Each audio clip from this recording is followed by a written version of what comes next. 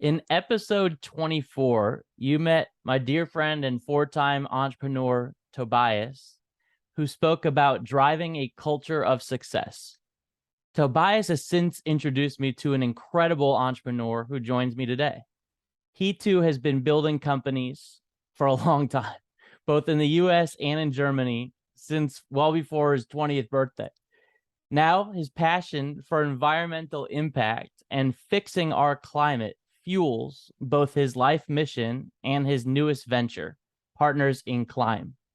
Today, we take a deep dive into strategy, from go-to-market strategy to investment strategy to, you guessed it, climate change strategy. Yannick Frank, welcome to The Dirt. Thanks for having me, Jim. Absolutely. So, let's just start with some of the roots here. Tell us how you got started in this wide world we call startup life.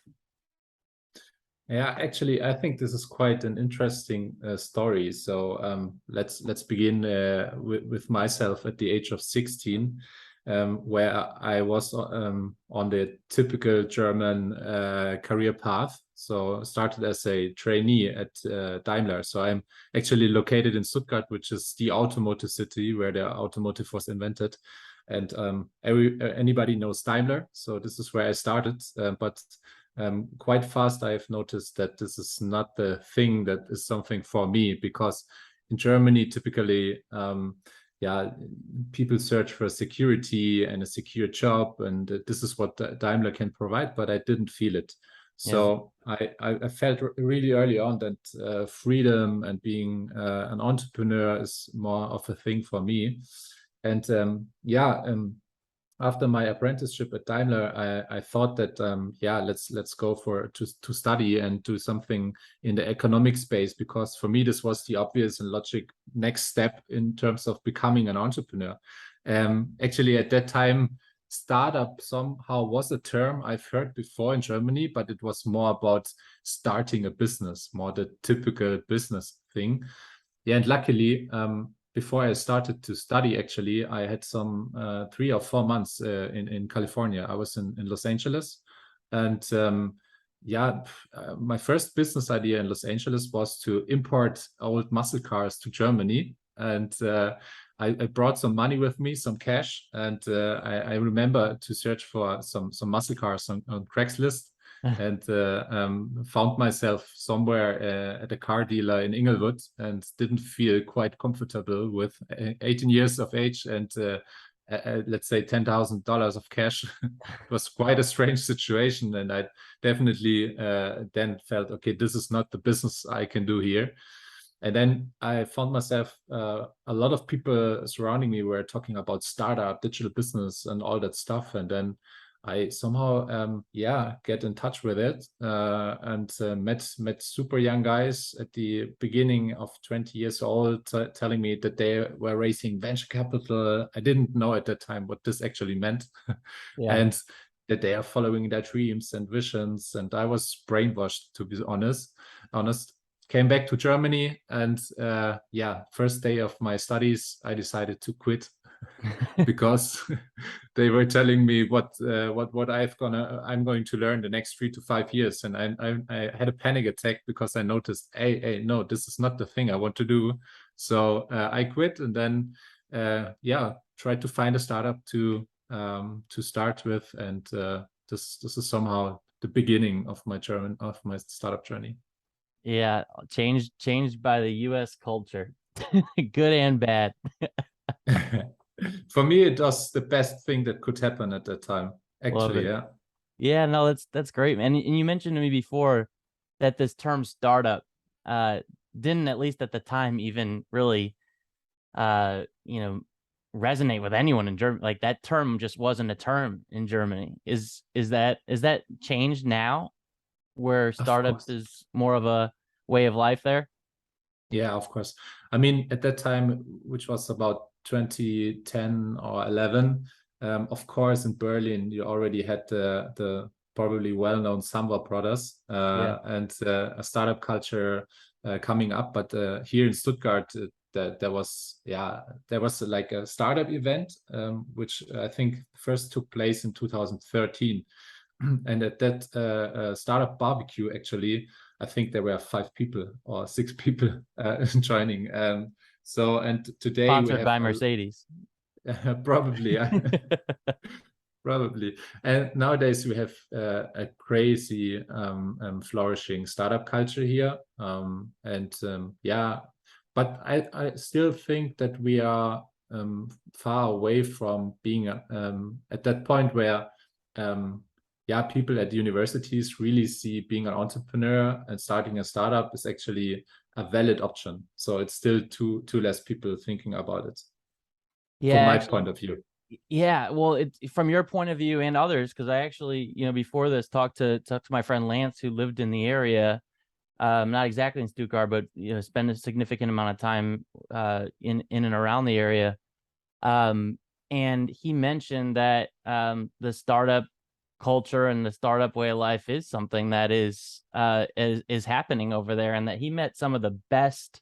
He's a tech guy, right? He's your regular CTO. And some of the best people that he met, some of the best founders that he met, some of the best human beings that he met were in the region.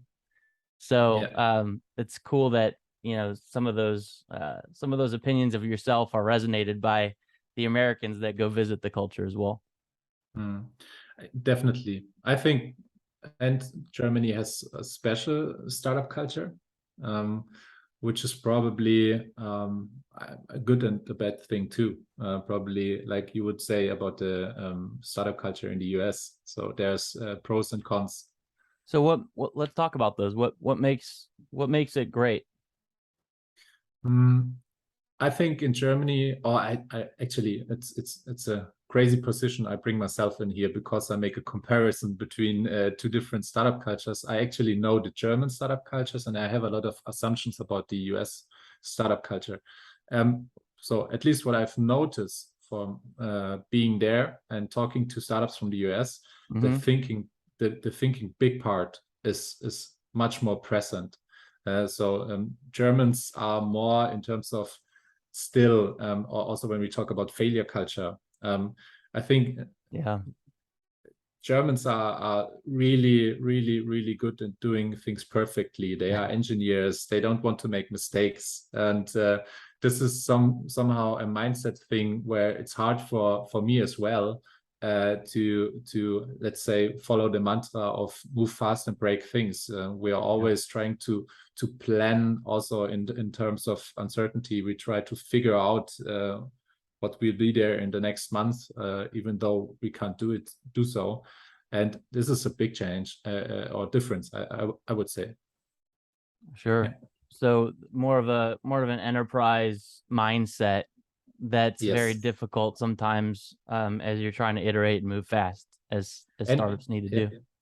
It's obvious. I mean, I think the combustion engine or the car was invented about 125 or 130 years ago by pioneers. So we had a crazy pioneering culture here in Germany in terms of real engineers and pioneers.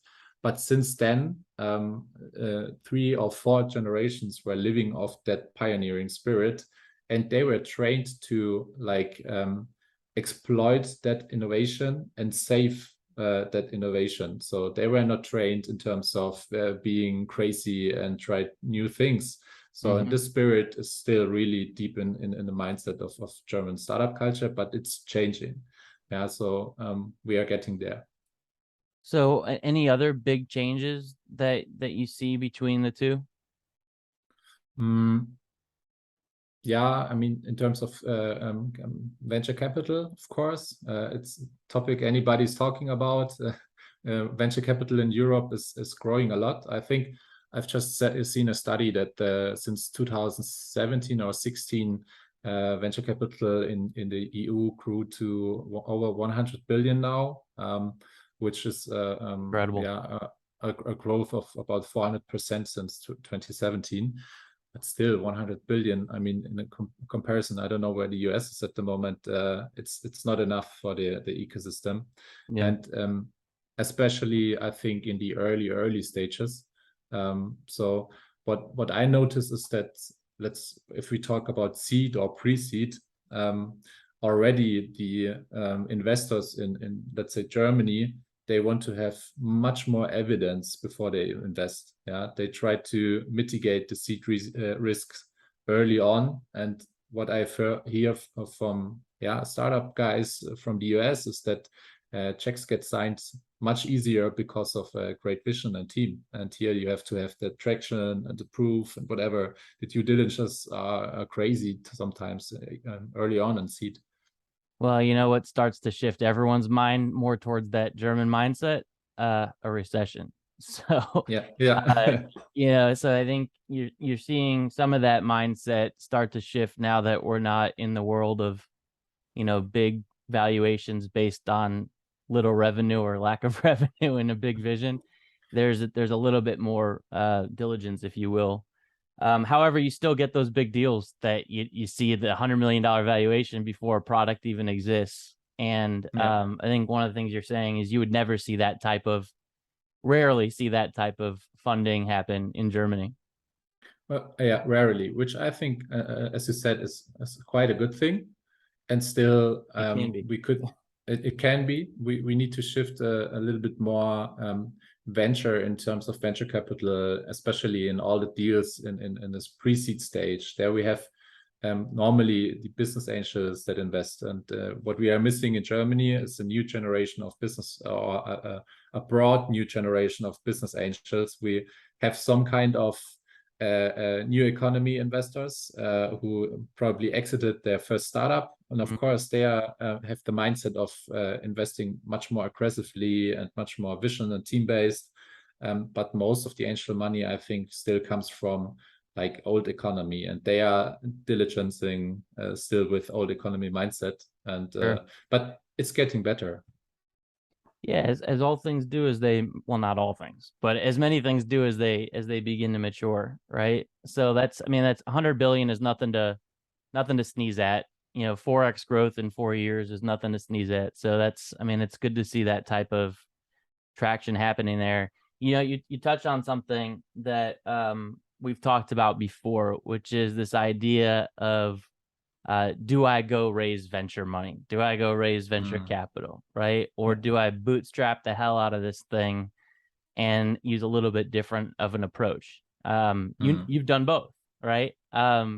So talk to me about the pros and cons of, when you've made a decision to bootstrap versus made the decision to raise venture money. This is a great topic and great question. Bootstrapping means you own the company, and there's nobody who can decide differently as you want, or you can stick to your principles. The cons obviously is it's much harder, and not possible with every business model.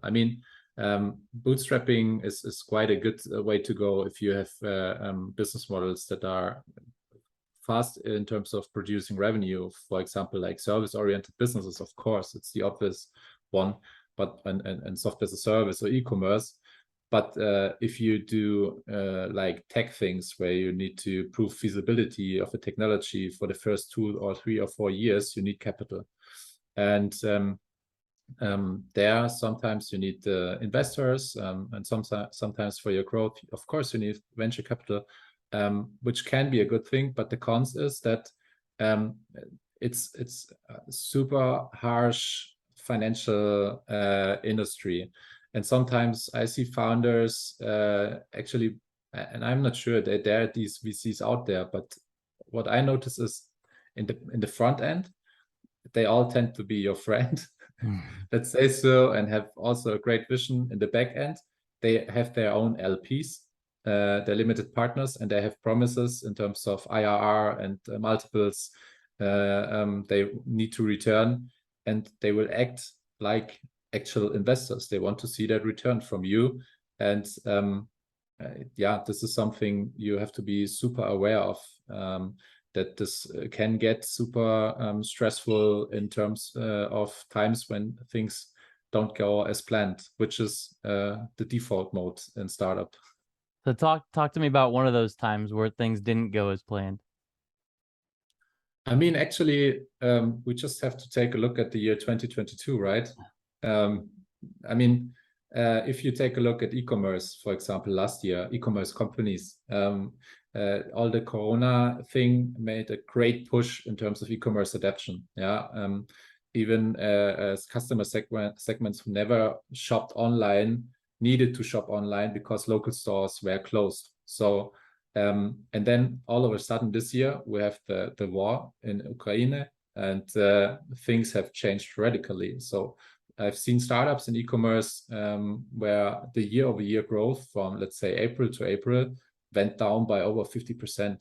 And last year, the situation of raising capital was super great and easy, and all was shiny, and e-commerce adoption was growing, and anybody was happy. And this year, of course, situations have changed. Inflation is coming in, and then all of a sudden you have the harsh talks. And investors also, some investors, just a few of them, I think using this situation a little bit in terms of their benefit to get much better deals. And then you see the ugly face of venture capital all of a sudden. Yeah, but you have to be prepared. You have to know if you sign the venture deal that you're also signing, that you're not owning the company 100% by your own. There's other people who have expectations, and they will definitely point out these kind of expectations if they need to. Yeah, and I think in some ways you're saying that on the really gentle conservative side, right? I would almost say it's, you could use the term partnership, or you could use the term marriage, really, because really essentially what that is you're getting married to somebody. Yeah. Somebody else is at the table on your board in almost every case, who is starting to have their own point of view that you've got to keep in mind as you're making decisions as a CEO, and that essentially you are accountable to, just like they're accountable to you to be a good investor. You're accountable to them to be a good founder and grow your company. And at the end of the day, that is a marriage, and you can get divorced, but divorces are messy. And one time when you were going through potential, do I get married? Do I not? Do I stay single, Yannick? What did that process look like for you, going through from a, just an emotional perspective as the founder? Actually, I'm in kind of a situation at the moment for this. That the emotional part is that for me personally, when I start a business or something new, purpose plays a big role. I mean, not a crazy nice purpose statement, but I mean by purpose that the thing or what I'm building somehow resonates with my principles, and I feel good doing it. I feel fulfilled. And what I notice is that these principles sometimes get irritated when you talk to venture capitalists, because they have their clear numbers. They want you to actually play that game of that number game. And emotionally, I think the hardest part for myself is always, also when companies I support are in that process, what I feel is that how much of my principles can I leave behind for that deal, actually? Because I actually never see a deal where you feel 100% comfortable and get 100% the deals in terms you actually want. There's always a balance you have to find. And this is emotionally super hard. The hardest part, actually.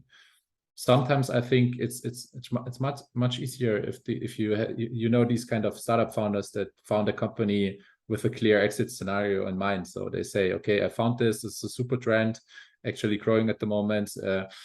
Either I go out with a secondary in 3 to 4 years, I do an exit in 7 years, or I do an IPO in 10 years, or I totally break it. And these are my scenarios. But purpose, not so important. I want to be successful. Sometimes I think this is a much healthier way of playing that game. Yeah, well said. And fast forward to today, where you are doing a lot of things around climate change, which I'll let you talk about. I'm not gonna speak for you, but some really exciting things. Climate change, clean tech, things that are, incredibly important to make sure that our world doesn't have a terribly terrible trajectory, if you will, towards unsustainability. And you're doing some exciting things there on both the funding and the founding side. Do you mind just kind of talking about how you got there to, being focused on climate tech, and then, what you guys are up to today? Yeah, of course. Okay, so maybe also I start again at the age of 16. I'm raised in a family with parents that are super, let's say, super ecological, green. They are outdoor adventurous people, are actually still climbing at the age of 65. And Wow. I've always had that, great connection to nature and importance of a good working ecosystem. At the same time, I somehow was the rebel in the family, because I was dreaming of owning a Porsche and capitalistic and wanting to be an entrepreneur. And so what I want to say by that, I have two things, two different hearts in myself. So at the one side, I totally see how important nature is for us, and the other side is I love to build businesses. Working businesses. And still at the moment, revenue is one of the most important KPIs to show if a business works. So throughout the last years, I was building different startups, or was part of different startups. Always impact was important for me, but this was not impact first. This was always business first. In 2020, I left my last company and had some kind of a sabbatical, because I already felt that with the age of 31, 32, something changed in terms of my perspectives. And the key moment was then in 2021, when my first child, my daughter Lynn, was born. And I was holding her in my arms, and I was thinking about my responsibilities as a father. And all of a sudden, I felt it strongly that what can I do to make Lynn's life great? And I felt the responsibility that as an entrepreneur, as being capable of building businesses, of having resources to support businesses, I need to focus on climate, because this is the biggest risk of my daughter Lynn not having a great life at the age of 60, 70, or 80. And it became so obvious to me. Before, it was, of course, an important topic in my life, but at that point, it became obvious that I have to focus 110% of my time and resources on it. And then the idea of Partners in Clime was born, which is the project I'm working on full-time now. And Partners in Clime actually is a venture studio / company builder / accelerator / we are still finding out what exactly we are. But the mission is clear. Our mission is to enable 10,000 jobs in green tech that all help to stay below the 1.5 degrees goal. The mission came from the simple idea that as more bright minds and smart minds will work in green tech, it's better for us all. And how do we do it? We do it by what we can do best, by building, funding, and founding startups. We've noticed that, especially in green tech, you see a lot of early tech teams, mostly in university, you'll find them working on quite interesting technologies that could help us save emissions, that could help us to save biodiversity, save water, whatever. And these teams are sometimes really, really nerdy. And they also often didn't have like the touch points to startups or whatever. And this is where we come in. So we'll try to find these teams, try to evaluate if the technology is actually creating impact, and then supporting the teams with our perspective on business, like building the business and then funding them and helping them to get into seed stage where there's much more capital to grow the company then. Got it. And when you're talking to them about capital, or they're coming to you with capital, going back to that, bootstrapping versus venture conversation, what's it like on the other side of the table? Hard.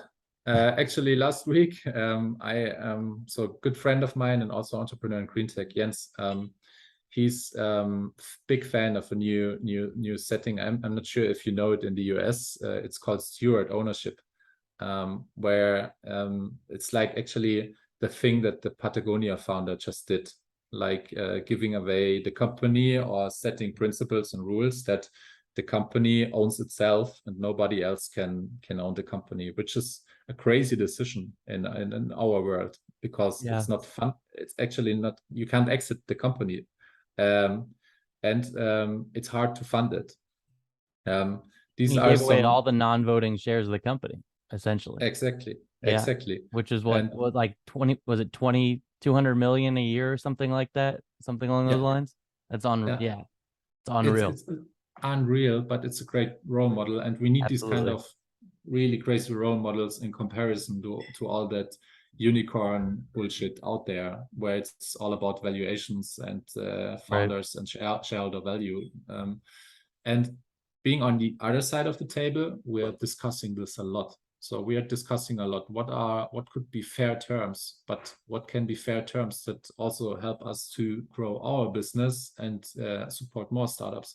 So actually at the moment, this is a day in and day out discussion topic at Partners at Clime. Yeah, and what about some of the deals that you guys have already completed? What are those conversations like on the other side of the table as you're partnering with founders? And I imagine you're probably on their board as well, right? Yes. Actually, at the moment, so we started in April or May this year. So we have 3 teams that we support. One is super early, not even founded yet, which is more like a company building style of a startup, and 2 are more in the now seed stage.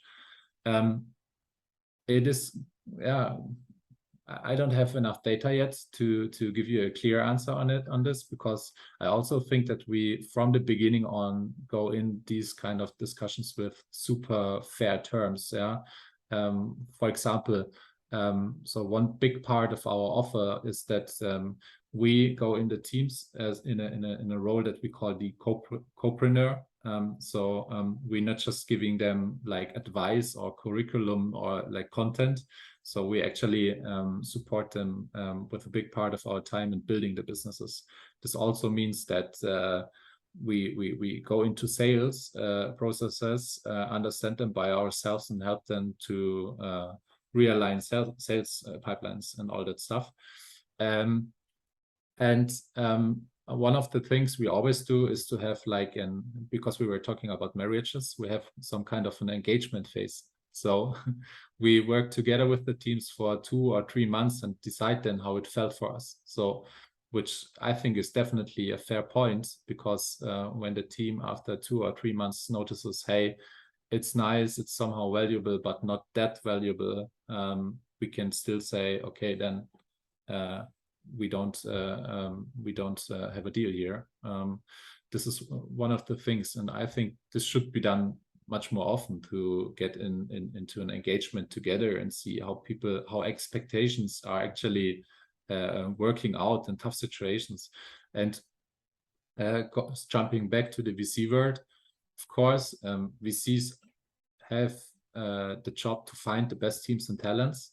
And this is what I meant by front end. Then they use a crazy front end in terms of what kind of great things they do to acquire these teams. Then after signing the deal, things often change, and there's too limited space for talking about expectations between investors and startups. It's such a streamlined process with due diligence and unfortunately, mostly startup founders are they bring themselves in the role of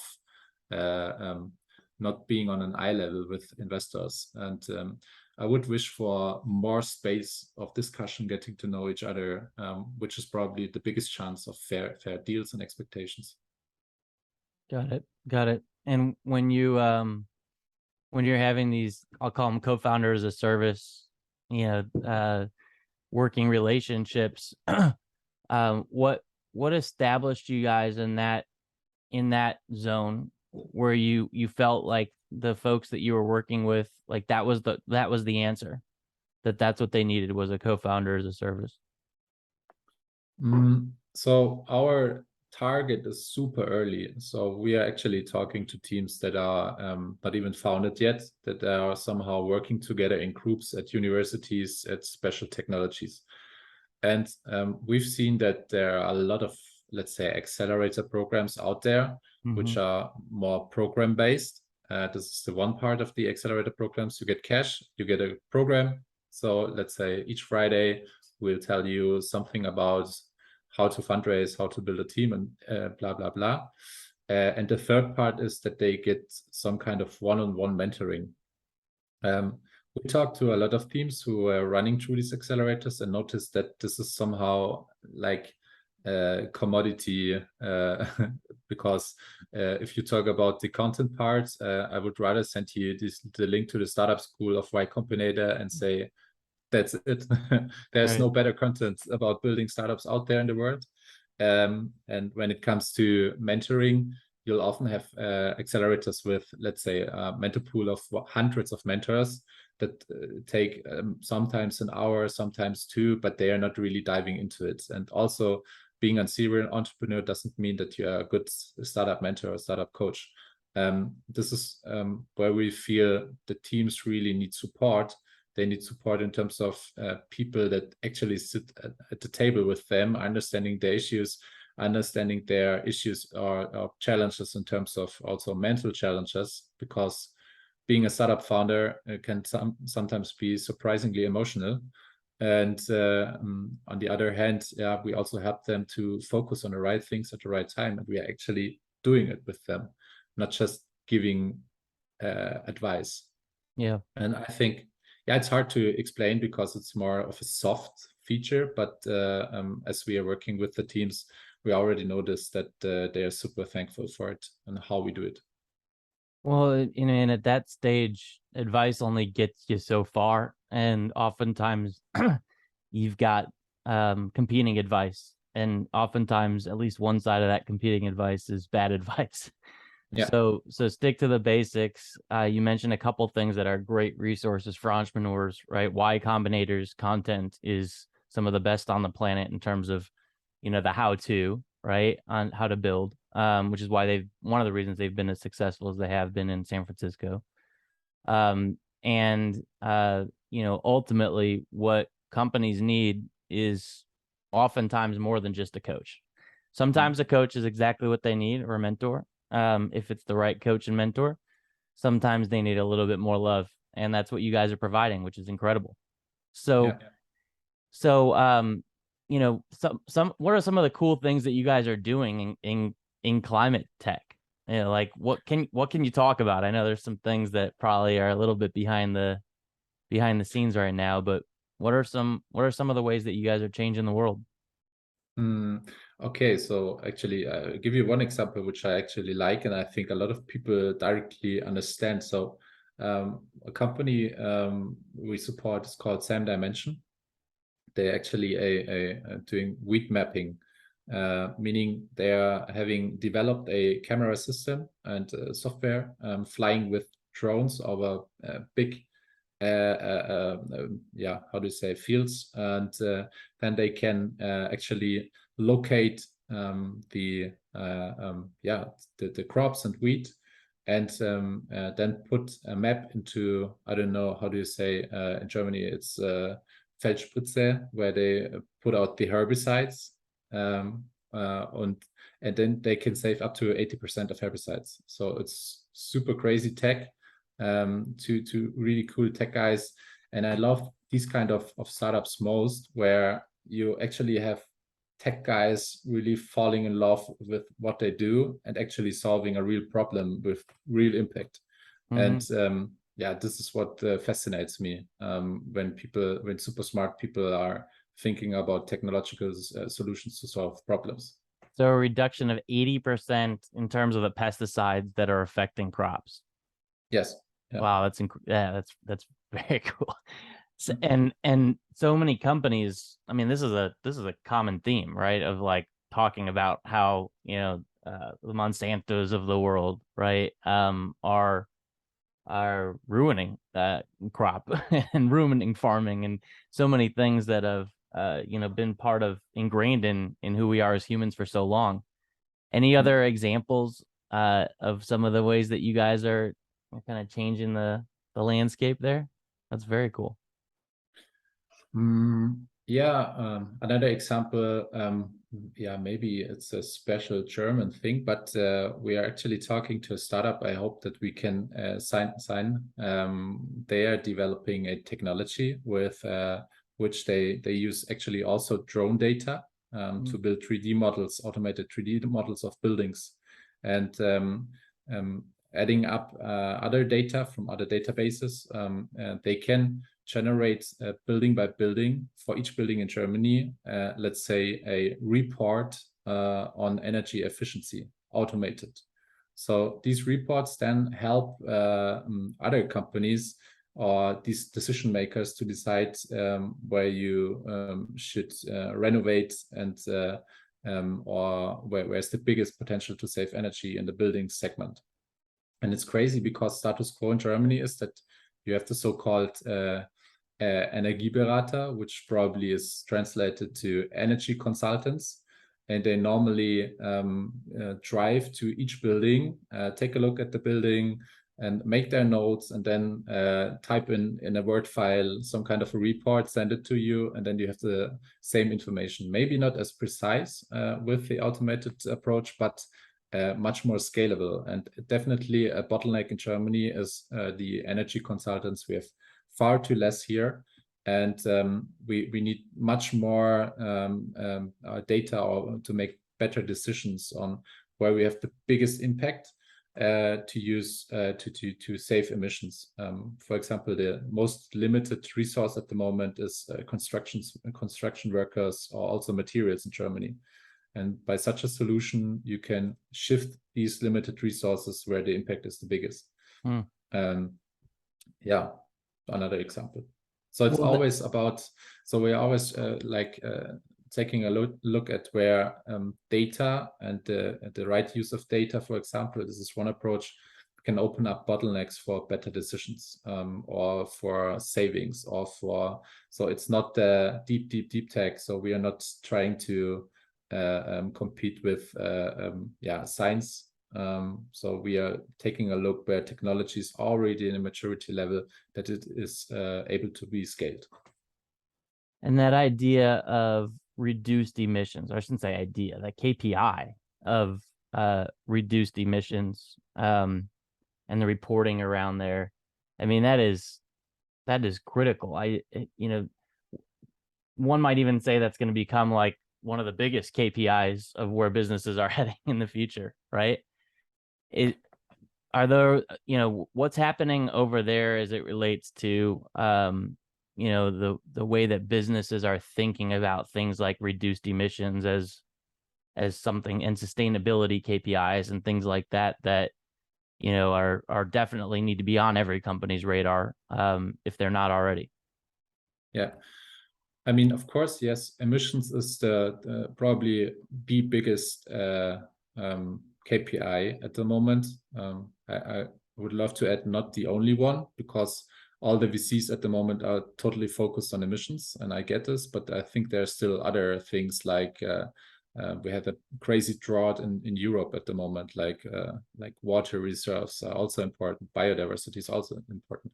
But talking about emissions, it's such an elaborated thing. You can clearly say in which sectors most emissions are created, and I think having such good data and such a good database to make decisions and to focus on where we should invest and put innovation focus on is a great thing. At the same time, emissions still is a really hard thing to actually measure, I think. And many companies use it in terms of, I would say pseudo emission savings, or let's call it greenwashing. So actually, I'm super happy that in Europe we have a new regulation that's called EU taxonomy, which aims to provide businesses and investors with like a common language and catalog to identify to what degree actual investments and activities can be considered environmentally sustainable. So in this catalog, it says if you reduce, let's say, 1 ton of steel out of your production cycle, this means this and that in terms of emissions saved. And this standard definitely will help to produce a transparency also for like the private investors to put more money safely in the right direction. And this is a huge thing from my point of view. And I hope much more regulatory changes like this will open up clearer streams of money flowing into invention that's put in the right direction or in the right sector. Have you read all 550 pages of it? No, not a single of it. To be honest, my way to go is to okay, there's a new regulatory, so who's the smartest guy in my network who read 550 pages, and then I'll have a Zoom call. That's a brilliant way to go. That EU taxonomy providing clarity on sustainable economic activities and supporting the investment flows, as you mentioned, into those activities, that's huge. I mean, that's no small thing, right? And it's all connected to, I think, some sort of climate neutrality target. What is that correct? Yeah, it is correct. Actually, it defines, I think it's 6 objectives in terms of climate change mitigation, and it's focused, or it's addressing businesses and helping them to decide in these 6 sectors what's the best investment to actually reach goals. But it also has a 2050 climate neutrality target as part of that, right? Yes. Yeah. Well, only a few years away. Let's get there. I mean, 2050, to be honest, it's too far away from my point of view. So the news reports or they all state that we until 2030, I think it's 15, or it's between 15 and 19 gigatons of CO2 equivalents that we need to save to have a realistic chance to stay on the 1.5 degree track. So it's 2030, so 8 years from now. So 2050, for me, it's way too late. And this is what a lot of people also criticize, that yes, there are good things happening at the moment, but much too far away. Well, luckily Partners in Clime is around to help accelerate that target. Yeah, sure. There you go.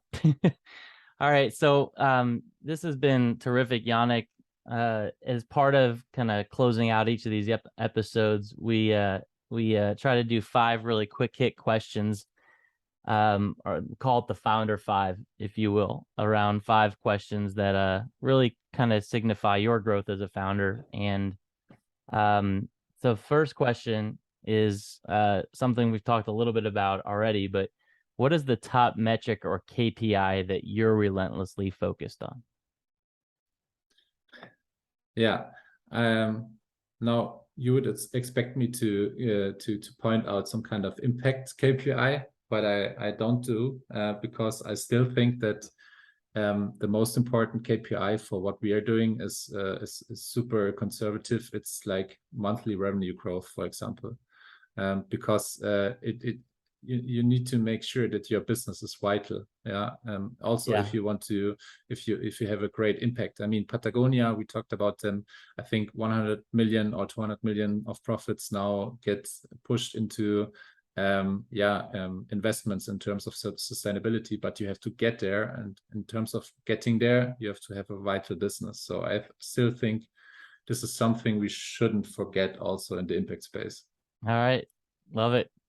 Top tip for growth stage founders like yourself?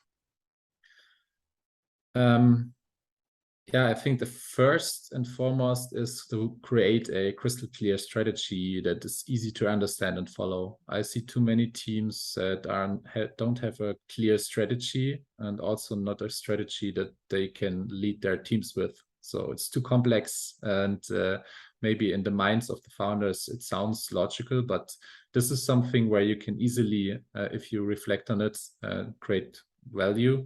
And after your strategy is set, people should focus more on in terms of hiring and finding the best people to execute that strategy. And also, I don't know if it's a German thing, but so when we talk to startups, they have a clear strategy and they are focused on hiring, and then they get great talent. I always find myself in situations where they ask me, but the salary is too high. Can I pay the salary? And I always love to say, don't look too much on salaries. If it's the right strategy, the right person, it will pay off. All right. Right strategy, right person. Love it. Favorite book or podcast that's helped you grow? Maybe a controversial answer. I would rather love to say forget the books, and of course podcasts are great, but forget the books, forget the theory, and get a coach. This was the biggest impact on myself. There's so many great business frameworks out there that are also easy to grasp and easy to understand in theory. But why? Let's say the Lean Startup by Eric Ries. It's so easy to understand. Talk to your customers and do customer-centric development. But still, in the year 2020, I would say more than 50% of startups fail because they developed some kind of product nobody wants. So why is it so hard to actually put that theory into practice? I think because founding a company has much more to do with emotions, and you need to reflect on that. And for me, my coach helped me a lot to do so. Get a coach. I doubled down on that. I got one a couple of years ago. Shout out Mike Smith. And it was one of the best things that ever happened to me. So that's a great one, Yannick. All right. What actor would play you in a movie? That's a tough one, since I'm super bad with names of actors. But I would say maybe it's a little bit cheesy, but let's go with Tom Hanks, because sometimes, or I like Forrest Gump, of course. Yeah, it's also a little bit cheesy, but sometimes I feel like Forrest Gump, who has done so many things in his life, like jumping from life experience to life experience, and I really love that. Nice. Love it. All right, last one. What is going to be the title of your autobiography when you've done all you've wanted to? So one of the words that keeps resonating with my journey so far is serendipity. And the situations where you can somehow by your intuition sense that there's something great happening, but still you have to grab that opportunity, which is crazy sometimes how things assemble. And the idea of serendipity engineering, I love it a lot. So a great title could be something like causing serendipity. Nice. All right. Well, you've given so much to our listeners today, Yannick. So I always like to offer a little bit of self-promotion here at the end. How can those listening help you out? Yeah, I would love to get in touch much more with the US green tech scene. So also if there are startups out there from the US who are interested in jumping into the European market, who are interested in learning more about the European or especially German market, just reach out. Always trying to build up my network in green tech. And I think you're also considering a fundraise of your own. Is that for the studio?